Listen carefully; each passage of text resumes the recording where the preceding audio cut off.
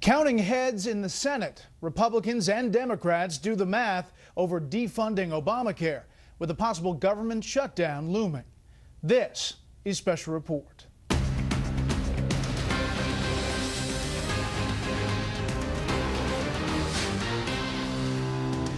Good evening, I'm Brett Baer. It's all about the numbers tonight here in Washington. House Republicans want to strip billions from the president's health care overhaul. But over in the Senate, the most important numbers are the ones you can count on one hand. We have Fox team coverage. Jim Angle on a surprising fact behind the healthcare exchanges that are supposed to go online a week from today. Britt Hume has analysis of the budget and Obamacare fight. But we begin with Chief Congressional Correspondent Mike Emanuel on Capitol Hill. Good evening, Mike. Well, Brett, good evening. We're just hours away from the Senate taking an initial vote on a slightly adjusted version of a House-passed bill to avoid a government shutdown, though Democrats plan to strip a key component, defunding Obamacare.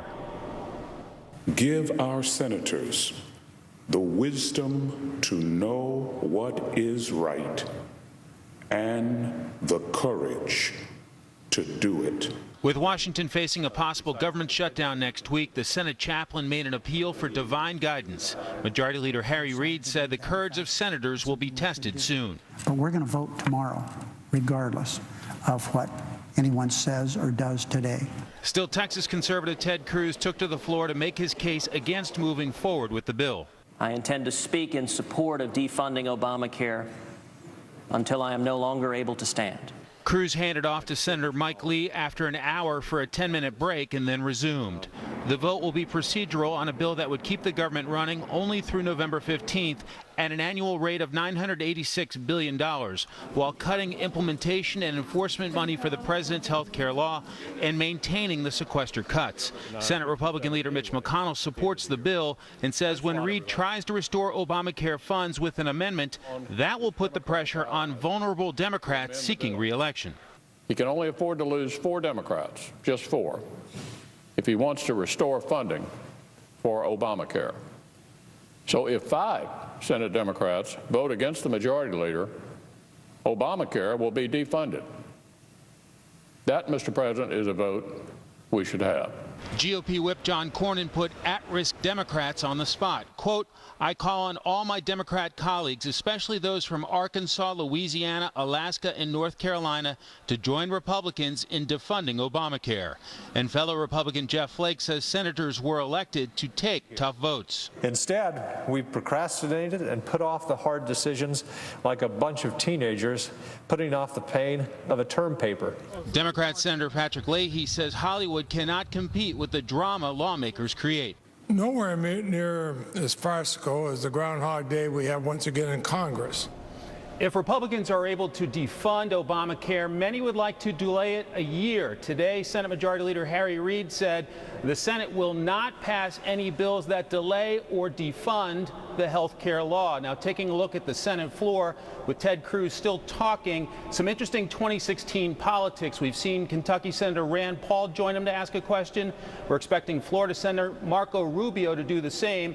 All considered possible presidential hopefuls in 2016. Brett? And Mike, just to be clear, he can talk for as long as he wants to talk, and they can question him, but eventually there's going to be a vote here. That's right. Harry Reid has set the process in motion that there will be a vote sometime probably around noon tomorrow, Brett. Okay, more on this with Britt Hume in just a moment. October 1st is the target date for what is arguably the most critical element of the president's plan, public health insurance exchanges. Tonight, Chief National Correspondent Jim Angle with some interesting new details about how it's all coming together. Though the administration has kept it quiet, one reason it expresses optimism the federal exchanges will open on time is that they've outsourced them to several private companies in the health insurance business for years. They wanted it to be completely government run, but what they learned as they went along is that they weren't competent to do it, and so they're now relying on these private companies to effectively bail them out and help them with some of the technology. The administration signed contracts with 7 private companies, so whatever doubts about Washington's capabilities, those companies stand ready to crank up the exchanges on October 1st, whether the federal government is ready or not. To help people find out whether they qualify for a subsidy or not, yes, we're ready right now. There's no ifs, ands, or buts about it. We'd like to say we're the first option. But yes, anything that they can't handle, we will be able to handle. These companies will offer the same range of choices, maybe more, than the federal government, and at exactly the same price. Think of us as the Amazon.com of health insurance, but there is a much larger number of companies that have tried to do this and have not been successful. E-commerce is not easy, and that's what we're talking about here with these government exchanges. If these companies offer the same products at the same price and even save the government money, then why build a separate federal exchange at all? I can't get into why the government decided that they needed to build this platform themselves, because there are several companies, especially ours, that operate a very effective marketplace already. Makes you wonder why we needed the law in the first place, doesn't it? I mean, it seems like we could have built a reform around many of the activities that were already occurring in the private sector. Meanwhile, President Obama, appearing with former President Clinton, who's occasionally been critical of the health care law, said today health care had to be a priority, even with a struggling economy. A mom should not have to go bankrupt if her son or daughter gets sick. That a family who's dealing with a layoff and is already struggling to pay the bills shouldn't also be wondering whether they're one illness away from losing their home. But saying it and doing it are different things, and it appears private companies are ready to bail out the federal government, saving the federal exchanges even if the administration can't get it together. Brett. All right, Jim, we'll follow it. Thank you. Let's get some thoughts now on the budget and Obamacare and what's happening at this moment. Senior political analyst Britt Hume is here tonight. Britt, as we look live at the Senate floor, Senator Ted Cruz has been up. Senator Jeff Sessions questioning Senator Cruz as he holds the floor here. How did we get here and what's going on? Well, this has all the outward appearances of a filibuster. But it's not a filibuster. A vote will be held tomorrow whether Ted Cruz goes home now or not. But he's been talking all day, and he says he's going to talk until his last breath or whatever. What's happening here is that I think this is a case of a guy who got painted into a corner.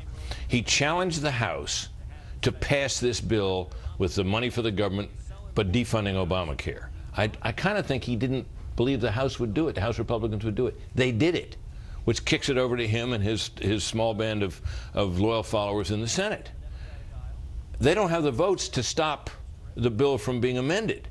So now this senator is in the position of conducting a kind of a fake filibuster against a bill which he actually supports, or against action on the bill. It is kind of, political theater of the absurd, because this talkathon, except unless it fires up his supporters, really can't accomplish anything. Well, it can't accomplish that. Well, it can fire up his supporters and make sure that every conservative out there says Ted Cruz has got our back. Exactly. And if the responses I've gotten to my comments about this are any indication, he has a large and growing following among hardcore conservatives in this country who believe that this is an important stand he's taking and that it does mean something.